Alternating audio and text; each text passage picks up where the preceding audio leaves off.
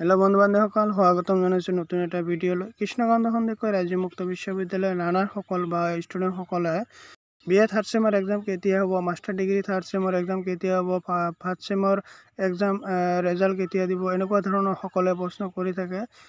চ' বন্ধু বান্ধৱসকল, আমি আজি আলোচনা কৰিম যে একাডেমিক কেলেণ্ডাৰত কি উল্লেখ কৰা আছে, একাডেমিক কেলেণ্ডাৰত কি লিখা আছে। চ' বলক একাডেমিক কেলেণ্ডাৰলৈ।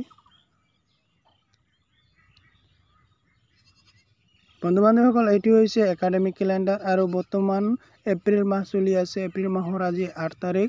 একাডেমিক কেলেণ্ডাৰত ইয়াতে আপোনালোকে দেখিবলৈ পাইছে যে 2024, লগতে ইয়াত আপোনালোকে ফাৰ্ষ্ট উইক বা 11 এপ্ৰিল এনেকুৱা ধৰণৰ উল্লেখ কৰা আছে। চ' যিটো থাৰ্ড উইক বা থাৰ্ড যিটো সপ্তাহ আছে, থাৰ্ড সপ্তাহত আপোনালোকৰ degree third semester new and all কৰ্চৰ যিসকল লাৰ্ণাৰ্ছ আছে তেওঁলোকৰ এক্সাম হ'ব। লগতে master degree third semester new and all কৰ্চৰ লাৰ্ণাৰসকলৰো এক্সাম হ'ব। আৰু আপোনালোকৰ ফ'ৰ্থ সপ্তাহত যিটো দিয়া আছে যে result of degree fifth semester new and all কৰ্চৰ এক্সামিনেশ্যন, যিসকলে লাৰ্ণাৰ্ছে fifth semester new and all কৰ্চৰ এক্সাম দিছে তেওঁলোকৰো ফ'ৰ্থ সপ্তাহত ৰেজাল্ট দিয়া হ'ব।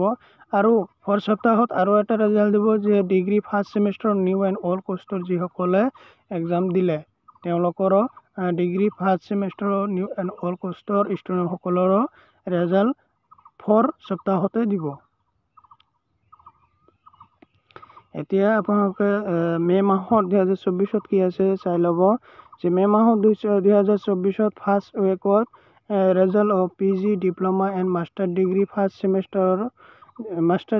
ছেমিষ্টাৰ এক্সামিনেশ্যন, যিসকলে মাষ্টাৰ ডিগ্ৰী বা PG ফাৰ্ষ্ট ছেমিষ্টাৰৰ এক্সাম দিছে তেওঁলোকৰো ৰেজাল্ট দিয়া হ'ব মে' মাহৰ ফাৰ্ষ্ট সপ্তাহতে।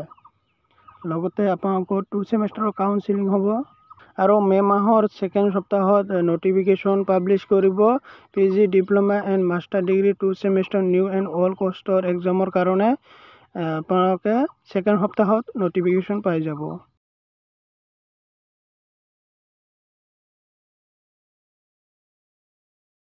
আৰু ইয়াতে তেনেকুৱা ধৰণৰ বহুত কিছু উল্লেখ কৰা নাই একাডেমিক কেলেণ্ডাৰত। আপোনালোকে চাবই পাইছে যে একাডেমিক কেলেণ্ডাৰত তেনেকুৱা ধৰণৰ বহুত কিছু উল্লেখ কৰা নাই। যদিও জুনত আপোনালোকৰ কি কৰে, জুনত ছেকেণ্ড সপ্তাহত লাষ্ট উইকত আপোনালোকৰ ছাবমিট কৰিব লাগিব হোম এছেচমেণ্ট ডিগ্ৰী 2 ছেমিষ্টাৰৰ। ডিগ্ৰী 2 ছেমিষ্টাৰৰ যিসকল লাৰ্ণাৰ্ছ আছে তেওঁলোকৰ জুন মাহৰ ছেকেণ্ড সপ্তাহত হোম এছেচমেণ্ট ছাবমিট কৰিব লাগিব।